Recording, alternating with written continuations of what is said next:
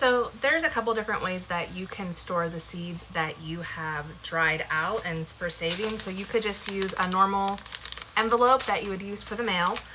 You could use plastic baggies. When I have a large amount of seeds, I like to save dried flower heads like zinnias and sunflowers and cosmos, like any kind of dried flower head. I will just stuff them after I've dried them out completely, stuff them in a bag and get tons and tons of seeds that way.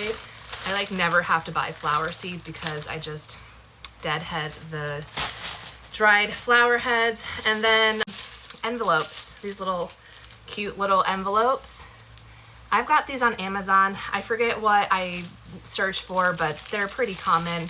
I do have an Amazon storefront seed envelopes, or sometimes they're called like money envelopes, coin envelopes, stuff like that. I do like these. They kind of look the nicest. If you're like storing a lot of seeds, using something like this is good. And I just put a little piece of tape on the back so I can open them up. When you're saving your own seeds from any type of vegetable, a couple things. One, make sure the fruit is fully mature. So you don't want to pick anything that's like, and try to save the seeds because the seeds aren't going to be mature inside. Your fruits or flowers or whatever it is, you have to make sure they're fully developed before you save the seeds inside.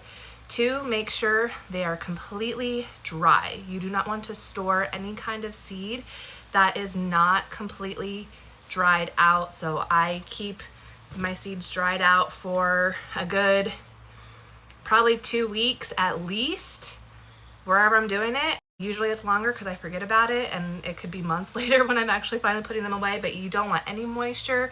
Otherwise, when you put the seed in a plastic bag or whatever, it will mold if there's any moisture. So you just really want to make sure they are nice and dried out. It's kind of up to you how you want to store your seeds. And then long term, keeping them in a cool, dark location will help extend the longevity of your seeds. I keep my seeds in a tote box like this, or a little box like this, full of seeds. Keep that tucked away in a cupboard. So once you start to get into gardening, saving your seeds is just really the best way to get the best plants for your area, because plants become acclimated to your environment more so than the seeds that you're just going to buy at the store. So the more that you can save, the better the plants that come in the future generations are going to be, as well as there's cost savings around saving your own seeds. You can get a lot of seeds from the plants that you grow, big volume rather than